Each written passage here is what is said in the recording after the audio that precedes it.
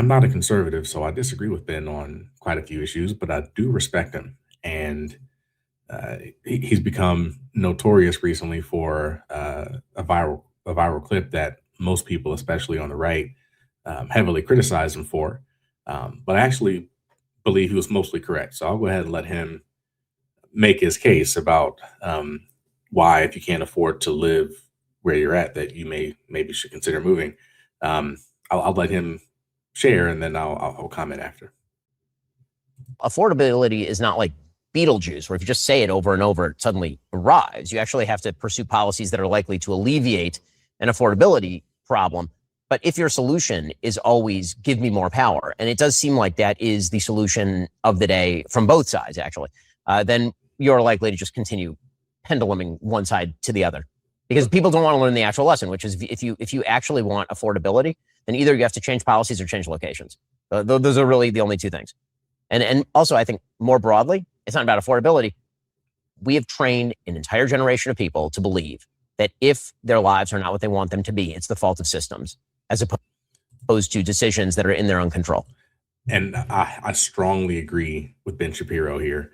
And here's the reason I strongly agree. And I know many people will disagree with me and Ben on this matter.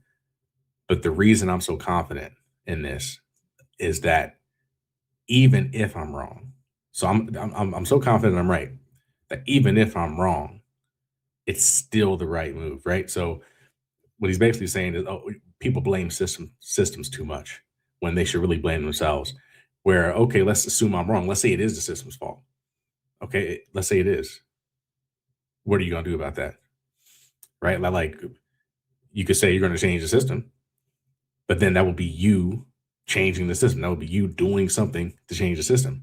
So regardless of whatever problem you face, the most productive thing you can do to solve that problem is to think about what you can actually do to solve the problem. Sitting around blaming systems and waiting and hoping that politics gets better to improve your life, that's basically a strategy to do nothing and complain. And if you do nothing, then nothing's going to change. So even if it is the system's fault, the most productive thing you can do about it is to find something that you can do about it. So, I've been in plenty. So, for instance, I've been in group projects, either at school or work, where a particular individual isn't carrying their weight. And I could go, well, it's just they're part of the system, basically. They're not me. And I could say, well, it's their fault that we're going to fail this. And maybe I'm correct about that. Maybe it is their fault. And I could just let their failure become my failure because we're in a group together and we all fail and I can blame them and maybe be correct in blaming them. Or I could do what I actually do is say, okay, given that the system isn't perfect, given that this person isn't carrying their weight, how can I deal with that? Are there other people? Maybe we can split up. Maybe it doesn't mean that I do everything, but if there's another third person, maybe we split it between us. We figure out what we can do ourselves. Blaming yourself, even if it's not your fault, is the most productive thing you can do. I don't blame yourself as a matter of self-hatred, but blame yourself as a matter of problem solving, as a matter of determining which variables are actually in your control, even when the fundamental variables may not be. And if you can figure out what you do control, then that's what you need to be optimizing for. So I really do agree with Ben on that. It's in our nature to just kind of point the finger elsewhere whenever there's a problem. But the most productive thing you can do is blame yourself and figure out, even if it's not your fault, but you're blaming yourself to say, even if it's not my fault, what can I do despite that? That's the most productive thing you can do. And politicians absolutely have a stake in selling that. A lot of people in our industry have a stake in selling that. It makes people feel good about themselves and bad about the world. And the reality is, if you want a better life, you should feel better about the world and worse about yourself until you actually, go do the right things. I broadly, generally speaking, as a matter of principle, agree with you. But I mean, I was looking around at property prices, real estate prices in New York. I'm doing pretty well for myself. I feel kind of poor looking at those things. Oh, no, it's unaffordable. And I'm not saying it's not affordable. Right. It absolutely is unaffordable. And if you wanted to make a political difference, what you would do is you would relieve the building regulations. You would make it easier for people to build, not harder. You wouldn't rent control, because if you stop rent controlling, then that creates incentive for people to build. You would allow people to build up further. You would get rid of many of the code regulations that are kind of antiquated. Like there are things you actually could do. Yeah, I like increasing the supply. I understand there's a lot of, like you mentioned, there's a lot of not in my backyard. There's a lot of local regulations that makes it difficult to have a national policy to increase the housing supply. But I think that's good for multiple levels. One, if you can increase the supply, it'll be easier for young people to have an affordable place to go live and start families. And you know, the fewer angry young incels we have, especially on the male side, the far more moderate and less extreme our politics will be. So I think it'll make politics more sane to bring the cost of housing down. But also, if you're building all this housing, who's building it? Most likely young men, right? So now you're providing training and skills that honestly are in short supply. I have a house, and whenever we need something worked on, very often is an older man coming out to fix things. And in 20 years, there may not be many young men with skills if we stay on the current trajectory. So having a large government program to really train men and all the skills you'll need to scale up the housing supply. And you're looking at construction, you're looking at electrical, you're looking at plumbing. You know, there's a lot of skills, more than that. But there's a lot of skills that are good paying jobs, good paying blue collar jobs that young men are well equipped to do. And they'd also be bringing down the cost of living and housing for everybody. And like I said, a side effect is you'll have more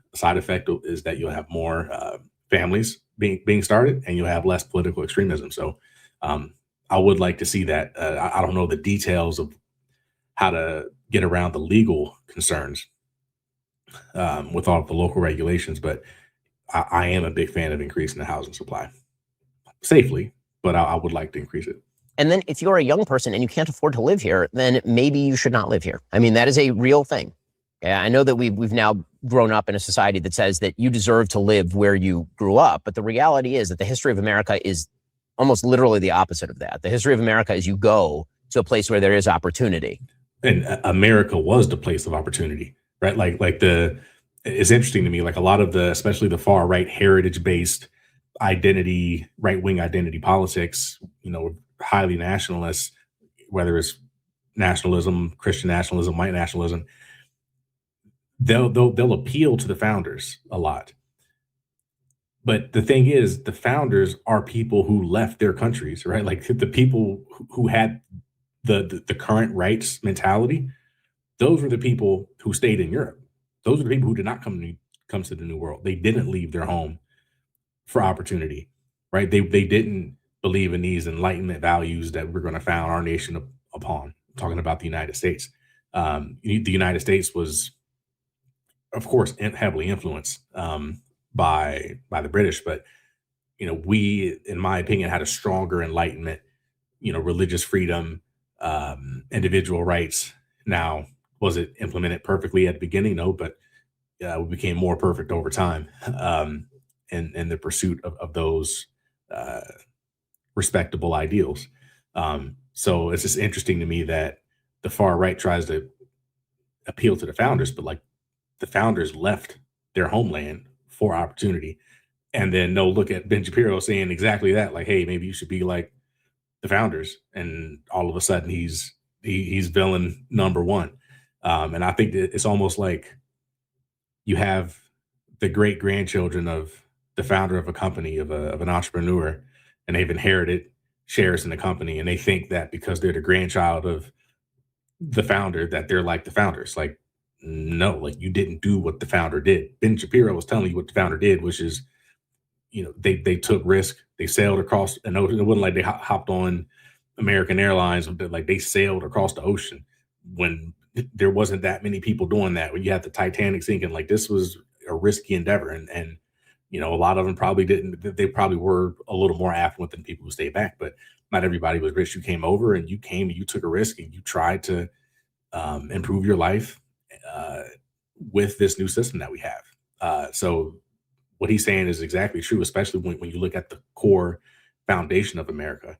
So yeah, it's interesting to me that the far right it really is not like the founder. They're more like the people who stayed in Europe.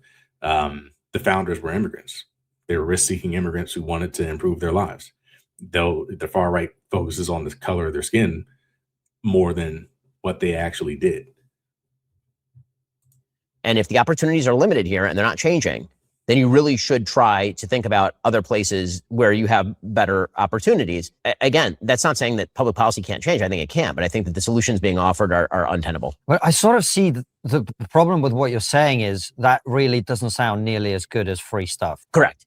The third grade presidential campaign continues to win. It's undefeated, right? Free ice cream, free busing, free childcare, and free money paid for by somebody else. Well, what's likely to happen if Mamdani were to get his way? And he's not like, I think that the success of the Mamdani administration relies on him not being able to do anything that he says he's going to do. If those things happen that he wants to happen, he's going to empty out the city. It'll just. Yeah. And I'll go ahead and close the video here soon. But what Ben Shapiro was talking about is something I call pizza party politics, which is you just promise everything. If you're like an elementary school class leader or whatever, I want pizza parties and recess, extra hours of recess and a field day every other week. And, you just promise all kinds of stuff and the kids are going to like it. It'll sound good. But it's not responsible. We're all going to eat cake and ice cream for every meal forever. And it's like, yeah, it may sound good when you start, but there are long run consequences to that kind of irresponsibility.